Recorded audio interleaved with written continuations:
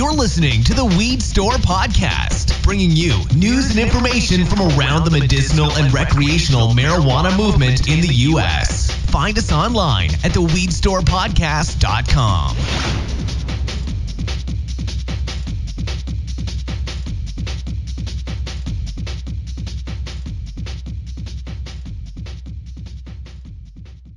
All right, welcome once again to another amazing episode of the Weed Store Podcast, and I am Joe, your host, and this will be episode 3 and part 3, and the final part of that amazing interview that we've been listening to over the last 2 episodes with Lauren McEwen of Seven Veil Social Media Marketing, and Stuart Tung, the creator of Weed Store Reviews.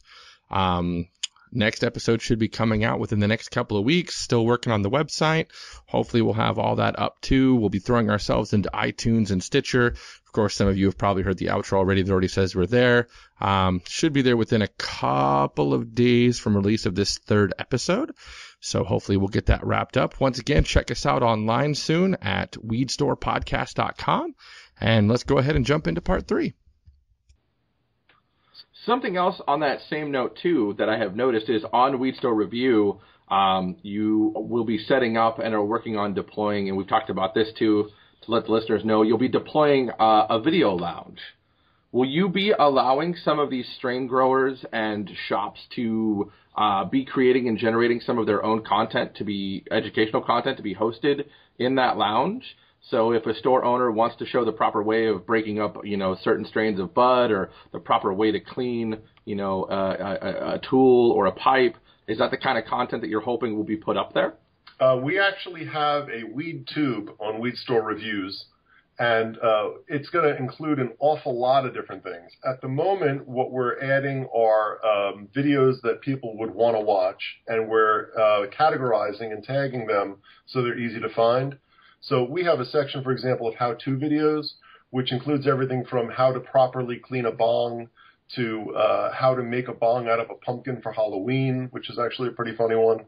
We also have music videos that you might want to put on, while you're smoking, if you're doing it recreationally. We also have comedy videos. There's a whole bunch of videos from a web series called Getting Doug with High, which is a terrific web series by Doug Benson, who's a comedian.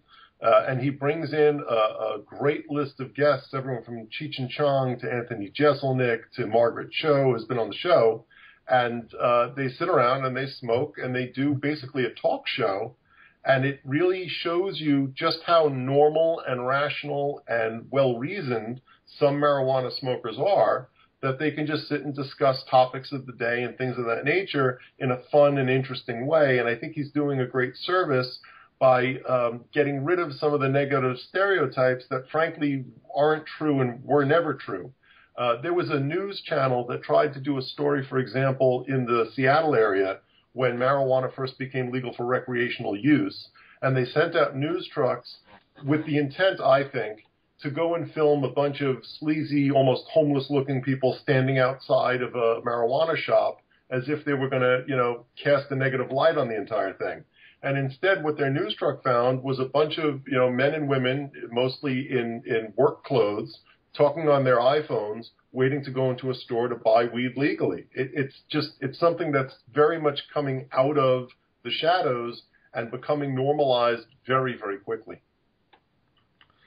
So at this point, I'm curious about a few things, and your opinions are strictly, of course, your opinions, but you'll need your crystal balls for this. Because there's a lot of people out there talking that we could possibly also be seeing a bubble in the cannabis industry, kind of like we've referred to adult back in the late 90s and early 2000s.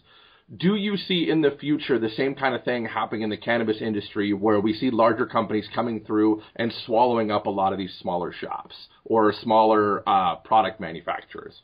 Or do you see this community being, quote-unquote, open source enough that it would be able to withstand an invasion from, slightly bigger or much larger corporations? I think the best parallel is probably the beer industry. And if you take a look at what's happened there are monolithic brands like Budweiser and things like that, which have bought each other up left and right. I mean, Budweiser is no longer an American company. It was bought out by a Belgian beer company. but there's still plenty of room for a gazillion microbrews. And there are local brews, if you go anywhere around the country, from smaller distributors that are getting into supermarkets and getting shelf space, because people want that handcrafted quality experience, and they're very interested in trying something other than what they've already had a million times before. So I do think that you're going to see both. I firmly believe eventually you're going to see Monsanto and Archer Daniels Midland and all the giant, crop growers. Some of the tobacco companies will likely get involved, and they'll probably make a top-line brand of marijuana. But I think you're always going to have the homegrowns of the world sought after by people because they make a product that's better. I think also, we're in a time where microbrews are being highly supported, organic is being highly supported, and if you look at the cannabis industry, it's having such a boon for the agricultural community. Agriculture has been such a huge part of the American culture and has something that has been, receding for a very, very long time and suffering for a very long time. And this is literally breathing new life into agriculture. You have farmers who are now kind of changing gears in what they're farming and also introducing a lot of other small farmers into the ag community. So I really see, though, of course, obviously corporations are really interested in getting involved in this for obvious reasons. However, I don't think that they're going to be able to get a stronghold as they have in other industries. I think that this is started in the grassroots. It started in the community, and I think it's going to primarily remain there. People like how it's affecting their local economies. They like how it's bringing in new business and like I said, breathing life into the ag community. And I think they're going to want to keep it that way. I also think the way that it's been rolled out has actually helped quite a bit. When we first started talking about launching this site, and I had asked Lauren, and I'd spoken with you as well, Joe, one of the things that we focused in on is what is really the key node of the whole industry. Because we could have launched Weed.com, we could have launched, Marijuana Review Strain or whatever else. The reason why we went with Weed Store Reviews is I firmly believe weed stores are the central nexus between the rest of the entire community. What's happened is because they got rolled out with so few stores and it was so difficult to get licensed and so difficult to get their doors open, each of these stores has become a landmark in its community. And it's more than just a fungible liquor store, that's a national chain or something like that. People go to this like it's their corner pub, and they know their bud tender, and they know the people who work there, and people recognize you when you walk into a store. It's Cheers TV show kind of stuff. Mm-hmm. And once that happens, there's a familiarity and there's a community that develops around that, which I think is really phenomenal. And I think that would make it very hard for, Walmart to start selling weed and take over the industry the way that they have with other products or Home Depot or these national chains, because I think people want that local flavor of the weed store that's in their community that knows them best. I don't think people are going to support the corporatizing of weed in the way that they have with other things. I see the community as being, like I said, very, very grassroots oriented and liking that small business feel. But even beyond, we all like the Cheers environment. It's nice to have that corner store feel. But even beyond that, people like the philosophy of it. They like the idea behind it. They like that it's giving local jobs. They like that it's supporting the local economy, that it's supporting small business. That's actually kind of cornerstone to, the start of the really first big pot movement in the 60s, with the hippies. Yeah, and you're not buying a mop. It's not like when you go to Home Depot and you buy a mop and you say, well, it doesn't really matter if the person I'm buying it from has ever used this mop before. Whereas something like weed, for example, which is a much more intimate, more personal thing, you're putting it into your body, you want to know that the person who's giving you advice about it is someone who actually enjoys it and someone who's tried it and someone who knows about it.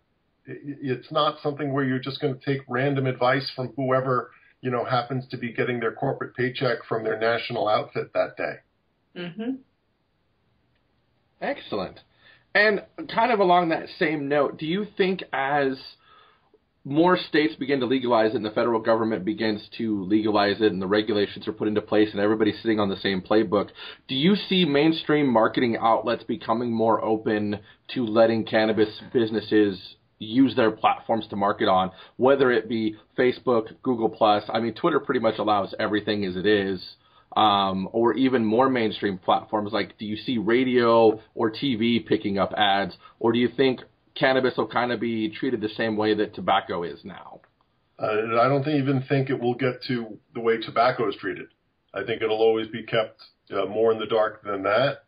And one of the things you can look at is how other products have been treated. So, for example, online gambling has been wildly popular for many years. Porn is probably the most popular thing the internet has ever seen. And you can't advertise those things pretty much anywhere except for on the internet through specific adult channels. That's something where Weed Store Reviews has now partnered up with a company called Boodigo, and they're doing a phenomenal job. It's BOODIGO.com. They're a new search engine, and they are a search engine for adults. And what's really gone on is with search engines cleansing themselves, which is really what's been happening. If you've noticed, Google, for example, has been systematically removing adult content from their search results. I think more to give a bone to the far right and people who think that everything needs to be done in a G-rated way. So as a result, Boodigo has come out on the opposite end of that and has given the world an unfiltered search engine where you can actually find what you're really looking for so long as it's legal. That's pretty much their only limitation. They'll remove anything that's illegal. And the other advantage of that is it's a completely anonymous search. So when you're doing searches with Boodigo, you are not giving up any information about yourself. And as we know, Google and Yahoo and all the rest of them have capitulated with NSA people, corporate types, and so on, who are able to get a tremendous amount of information about people who use those search engines, whereas Boodigo doesn't save any of the information and has none of it to give to anybody. And when you realize that there's companies like that are forming and that are doing very well and thriving, you can see that the battle lines are drawn. There's, I think, always going to be a divide between adult content of any kind and mainstream content, with very rare exceptions. So do either one of you see then, since mainstream may not, openly grab a hold of the cannabis industry and hug it to death and say you're the next greatest profit thing since, sliced bread, do you see the adult side partnering more with cannabis type companies or working more with cannabis companies, or more of the adult advertisers really jumping into cannabis kind of like you have? I think that there's a much greater chance for that to happen, but it's sort of like finding the end of a roll of tape. People who aren't in adult don't know people who are in adult for the most part. And while owners of adult companies own plenty of mainstream companies, they tend to partition things very, very clearly so that there isn't really a crossover that happens very naturally. So, again, one of the things that Weed Store Reviews is bringing to the weed community is we have a lot of connections with a lot of other verticals, one of them being adult, and we can therefore access adult traffic in ways that other, sites simply can't do.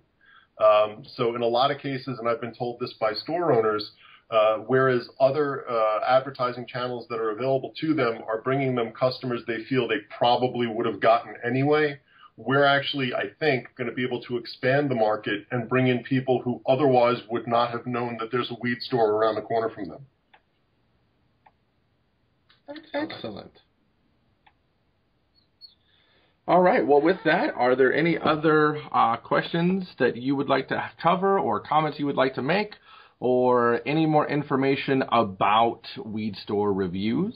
One thing I'd really like to do is thank you for running this, Joe. And another thing I'd like to do is I'd like to suggest anyone who's listening to this and who has any questions can contact@weedstorereviews.com. I check that email address daily.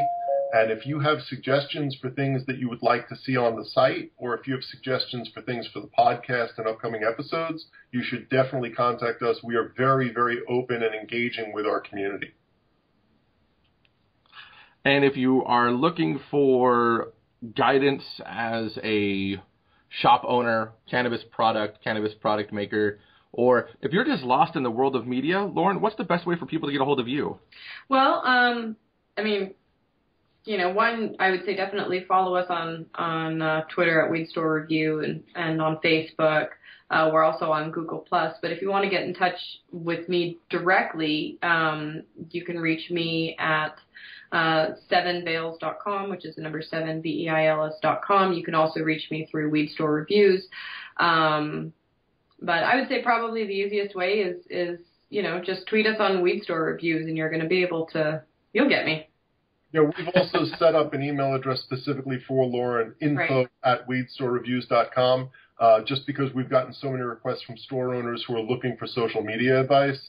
And if you don't know how to use social media properly, you're losing a lot of business, and Lauren is definitely the person to talk to. That was something I didn't even think of till now. I think that's something where the cannabis industry actually has a leg up over adult. If you look at the current buying trend and the current demographics, I think you have more social media savvy people with this newer generation of cannabis consumers. So not being on social would be a very high detriment. It would be, because there are, like I said, it's a very active community. You have a lot of younger people. You have a lot of people. I mean, the Twitter community alone is huge. And you have people who are less afraid to share. Weed is an adult product, but it's not the same as adult content. Whereas adult content, people don't want to share that. They don't want to necessarily have their mom know that they're looking at porn. A lot of people don't really care if their mom knows that they're getting stoned, because it's legal and it's becoming a lot more acceptable. And so people are willing to share it. And beyond that, they want to share it and they want to support it because they want to legalize it. You have people who don't even partake, who want to share and support it because they want it legal, because they like, yet again, the philosophy behind it. And that counts for a lot. That's how movements start, and that's what this is. So on social media, there's a huge number of people on there who are advocates, who are shoppers, who are supporters, who are going to help get your message and your product out in front of people. So if you're a store and you're not active on social media, you're missing out. It's the absolute best way, for person-to-person advertising. And then you pair that with Weed Store Reviews, which is giving you such a robust amount of information for your store. It's really the perfect storm for marketing and for reaching your demographic. One more thing that I would add, just for anyone who's listening, is we're broadcasting from where marijuana is legal for recreational use. Mm-hmm. We always, and we do on the site in many different ways, advocate that you speak with either an attorney or a doctor in your local jurisdiction so that you can be sure of what the laws are that apply to you, and so that you can be sure of any medical information that applies specifically to you. So when we say that, we're speaking generally and in the hope that it eventually becomes a national truth. Someday. Yeah, someday. I think someday, hopefully very soon. Well, they're ushering, the Senate is, there's some people ushering a bill in now to, remove some of the bans for on medical use federally. So if that goes through, that would be a game changer.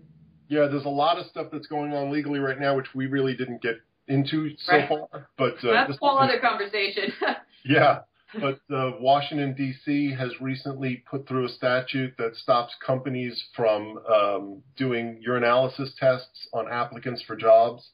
Mm-hmm. So that's a big move, I think, in the right direction. If you can do your job, you can do your job. And there's a lot of states that are bringing in real data that is unequivocally in favor of legalizing nationally. As a great example, Colorado sold 148,000 pounds of marijuana in 2014, which is a staggering number. But what makes that number more important is they saw no significant uptick in any kind of relevant crime or any kind of problems from that sale. The biggest problems that have happened so far for the entire weed industry come from the fact that there isn't a simple way to handle credit card transactions in banking, which is something that's being blocked by the federal government to this point. And because banks aren't handling things, it's become predominantly a cash business, which is a large problem for a lot of store owners because they have large amounts of cash they need to deposit in a bank somehow in cash, or that they need to store in cash. And so in effect, the illegality of something is creating the problem. The legalization has not. Very, very interesting. And I'm sure that's actually a conversation we will bring up at a later point in time. But once again, thank you both for taking the time out to sit down and talk with us today. And hopefully we'll have you back on again soon. Thanks for having us, Joe. Thank you for listening to the Weed Store Podcast. Check us out online at weedstorepodcast.com. You can also subscribe to us on iTunes and Stitcher.